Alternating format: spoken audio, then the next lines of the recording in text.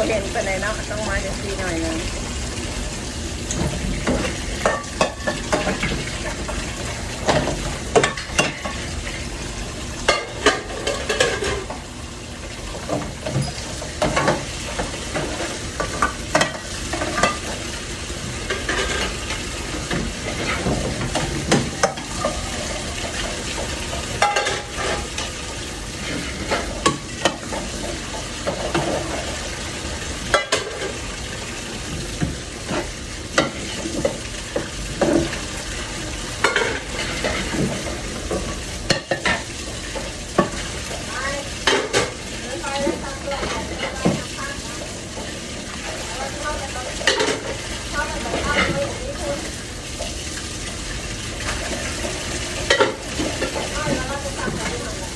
ยืดใส่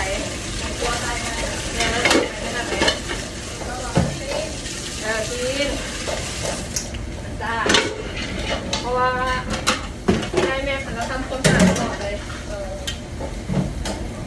คนแม่เก็บ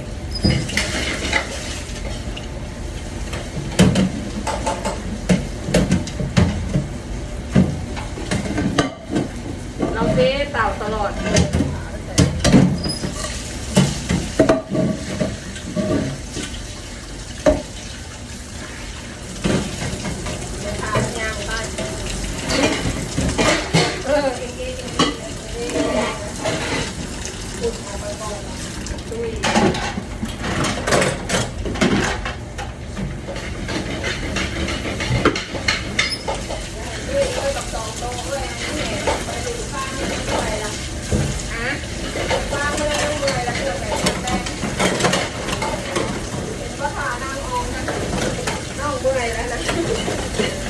ไปเป็นน้องกองเลยมันก็บ่ได้ย่างไกลได้ล่ะใช่แล้วได้ถึงนะย่างเข้าไป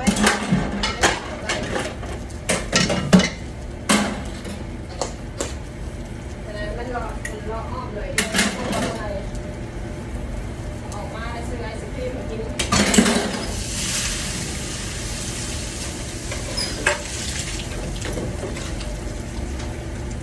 ไอศครีมของขนาดนี้เนี่ย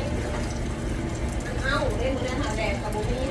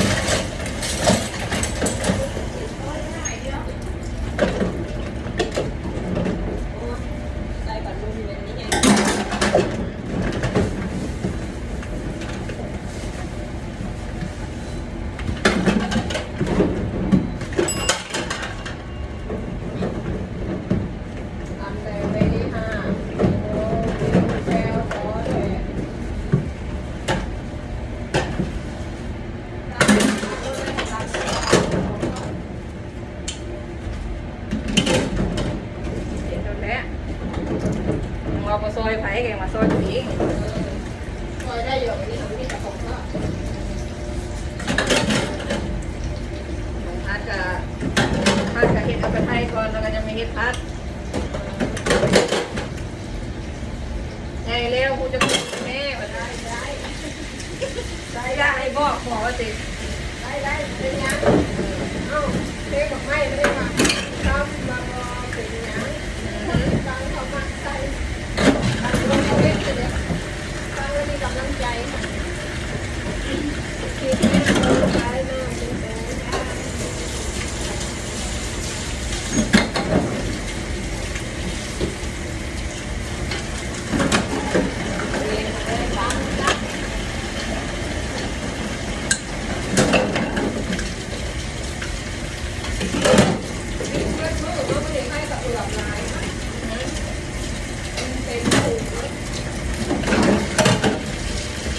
โอ้ยจานอัน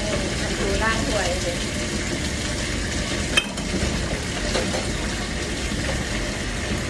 ตัวคู่ก็ลง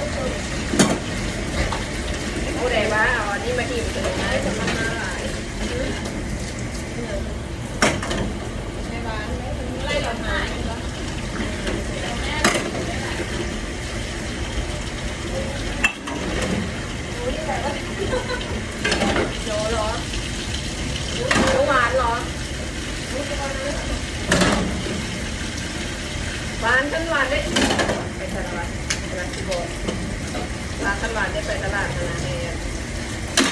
ชื่ออะไรมาเน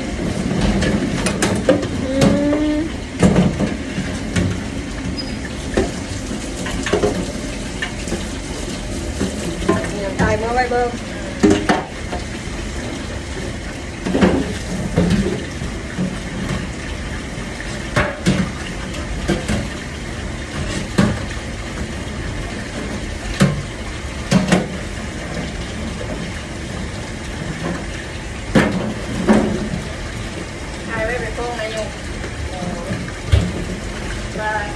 ใช้งานเกินหน้าตาต้องเด่นให้แล้วแล้วก็มาพิจารณาโดย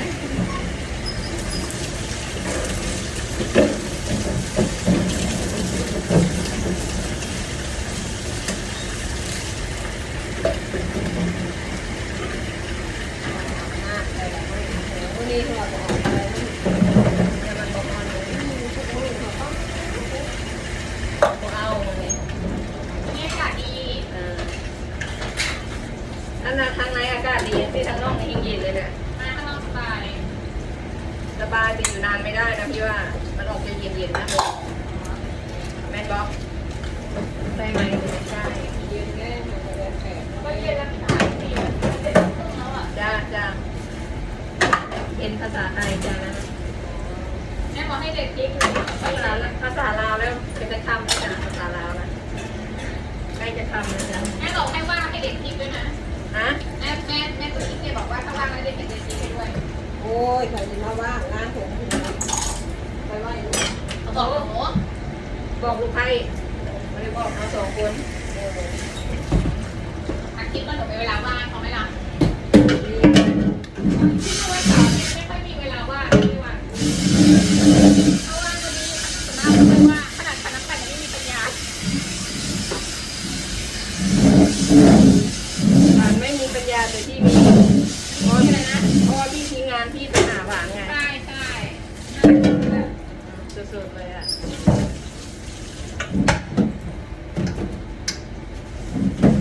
เวลาไปสามเที่ยวเบียร์แต่เราอ่ะได้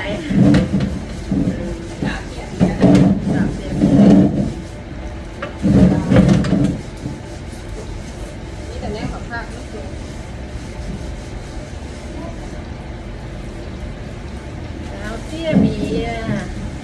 แต่บุกินเบียร์เสียให้คนอื่นเมาแต่ตัวเองบุกินเหรอมาสาวเสียเบียร์เสียให้คนอื่นเมาแต่ตัวเองยังบุกินเขาไม่ได้กินนะหรอไว้กินไว้วะ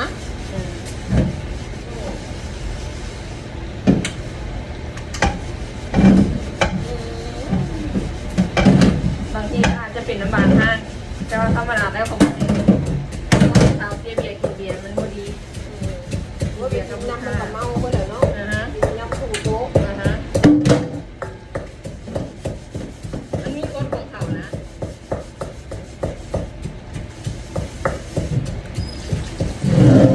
เมื่อกันได้เจอกันที่หมอนี่เลย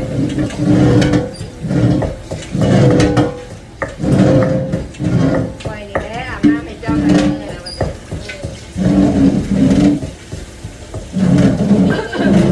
เป็นมันสูงเนาะคุณนะยืมมือเหมือนเล่นไอ้เอาขนาดคอยใจแม่ได้นี่โหดแล้ว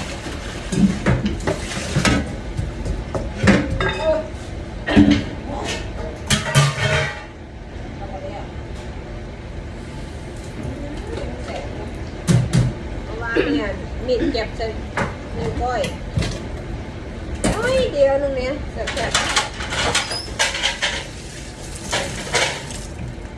น้ำไฟไปทางนี้ละโอ้ยเยาวันแตงโมไม่ได้กินองุ่นก็ไม่ได้กินลองกองก็ไม่ได้กินลองกองที่ไหนอ่ะลองกันแต่ว่าเขาบอกร้องกันเลยลองกันกับในหมอนลำไยบอกรู้ลองแก้นลองกองก็คง ลองกองแต่ว่าลองกั้นนะอันหมักมันไงเนี่ยก็ ไลฟ์เลยเนี่ยไลฟ์สดเลยค่ะฮัลโหลเอาสิเล่นกับกล้องพี่เอาสิเดี๋ยวจะดัง ลายสดลายตอนหนักเหี่ยวมอดยอดเนี่ย สิ ลายลายตอนไหนเหี่ยวมอดยอดนี่ตัวเป็นลายที่นี่วิดีโอที่ วิดีโอก็บ่ไล่เลยไล่ที่เนี่ยเนาะ ลายแห่งอายคน บ่แล้วเขาบ่มากได้เห็นเนี่ยเอาไว้ดูคนเดียว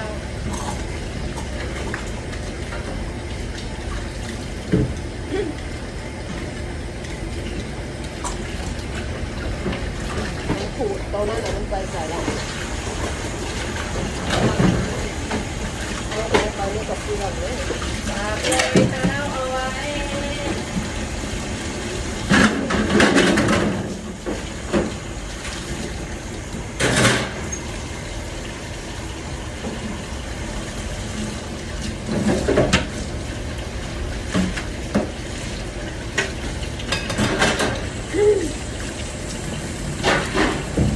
ล้างมือค่ะล้างมือล้างจานค่ะคนล้างจานอยู่ข้างหลังนะคะ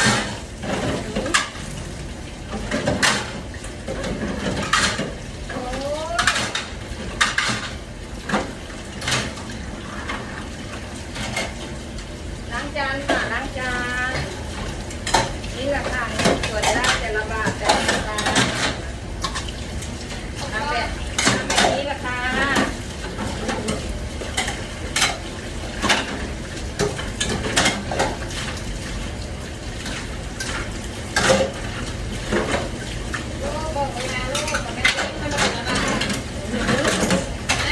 เจนมือสั่นงอหัวสั่นงออะไรแค่ย่อยบางคนเอาไปกับบได้ให้ประโยชน์ มาตัวเอาซ้ำมาสิ ตัวอาซ้ำเอาไปกินก็ดี เอาหนิก็ไม่อยากได้มาตีตัวปล่อยโบดาพูดนะคะดาหัวตัวเองนะคะพวกมูกับมือจมูกตัวนี่หลังตาหัวบริดาปืนเด้อ